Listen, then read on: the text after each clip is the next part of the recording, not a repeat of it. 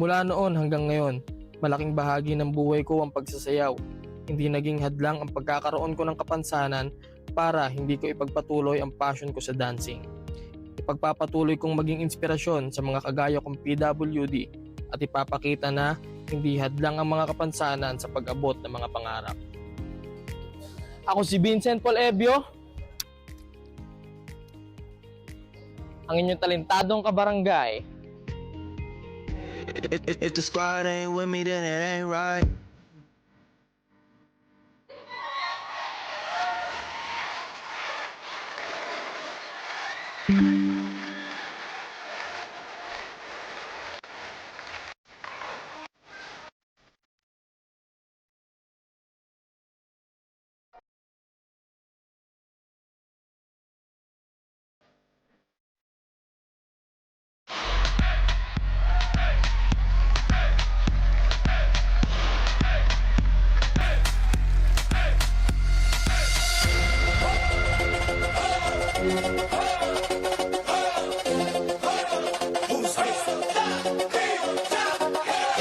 Sumaremamo pa' que mi gata prenda los motores. Sumaremamo pa' que mi gata prenda los motores. Sumaremamo pa' que mi gata prenda los motores. Que se preparen que lo que viene es pa' que le den.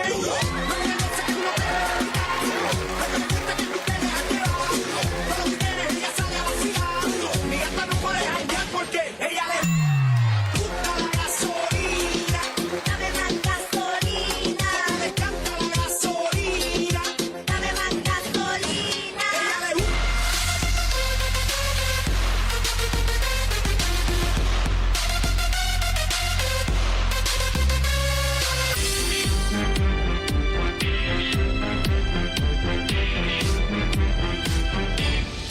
Shark do do do do do baby shark do do do do do baby shark do do do do baby shark.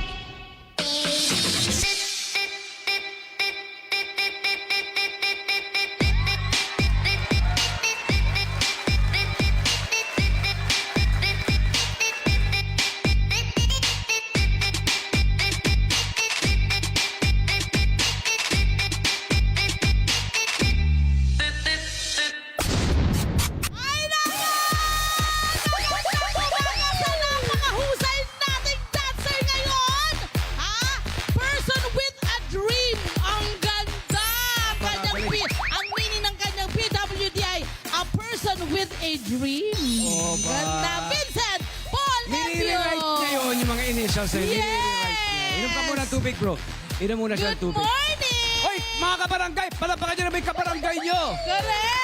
Si Vincent Paul Napakahusay! Ebio! Grabe! We will give you time. We'll give him Yes, time para... correct. Okay lang yan. Oh, alam mo, love, ang May dami... proseso kasi talaga ang pagsusuot niyan. Oo. Kailangan Ito. mo ba ng upuan? Okay, Okay lang sa'yo. Ayan. Di ba ganyan ang ginagawa niya araw-araw kung sakaling siya ay lumalabas ng kanilang mga tahanan, ano? Ganyan po. O, di ba? Ang husay. I think nagkaroon na tayo ng case study dito sa ating show, my friends, sa LTE. Yung gumagawa naman ng mga ganyan. Oo, na oo. sila rin ay nagbibigay ng tulong Oo, sa oo. mga katulad ni Vincent. Oo, tama, diba? tama. Good Okay. morning! Hayaan Good na. morning Good morning! Ano Walang bang... kahingal-hingal naman to si Vincent. Wala eh. Ano bang tatawag namin sa'yo? Vincent or Paul or ano bang iyong palayaw? Kahit Vince na lang po. Vince. Vince! Okay, Vince. Yes, my Mari ba friend. ikwento sa amin ang iyong buhay? Kailan ka ba naging isang differently abled na Yes. citizen? Actually, isa po akong inborn. Oh, Bali, pinanganak po ako na wala na pong left leg. Okay, okay.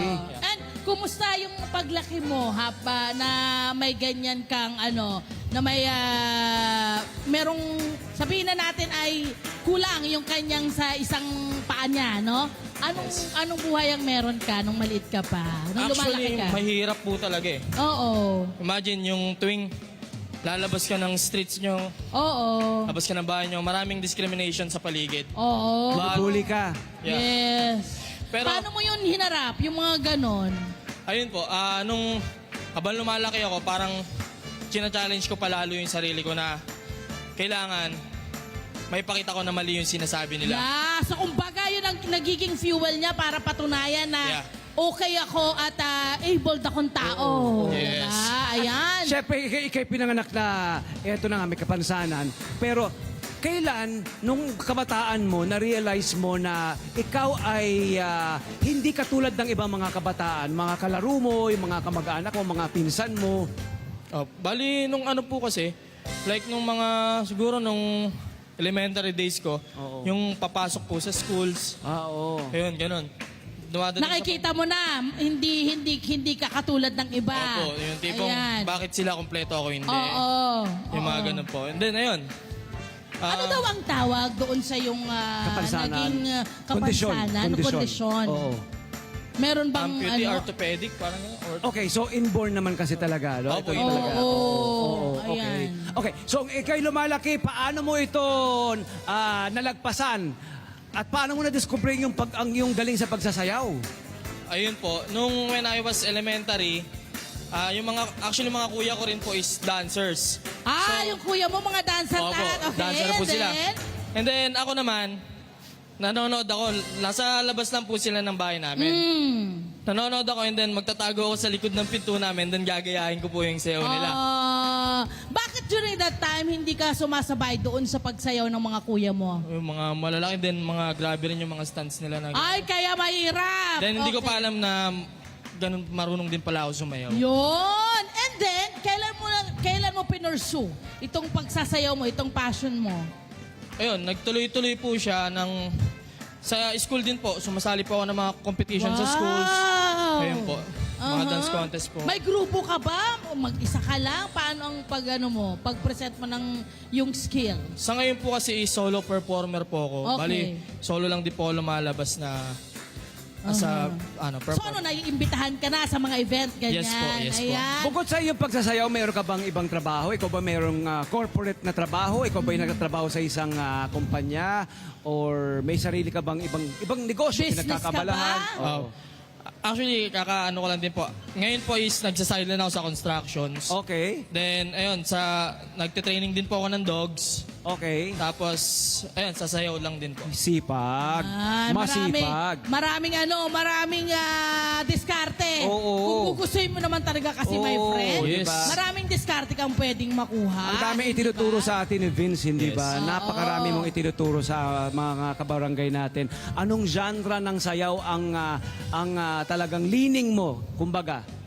Sa akin po kasi, nung nasa grupo rin po ako dati, nasa part po ako ng b-boy.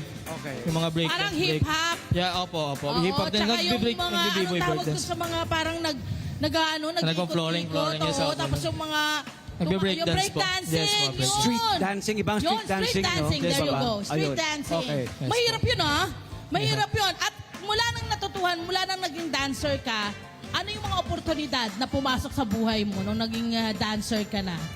Ayun po, napakarami. Tsaka ano po, lumakas po yung confidence ko na Okay. humarap sa maraming tao. Okay. Nung nakita nila na despite of my disability, meron akong talento na tinatago Correct.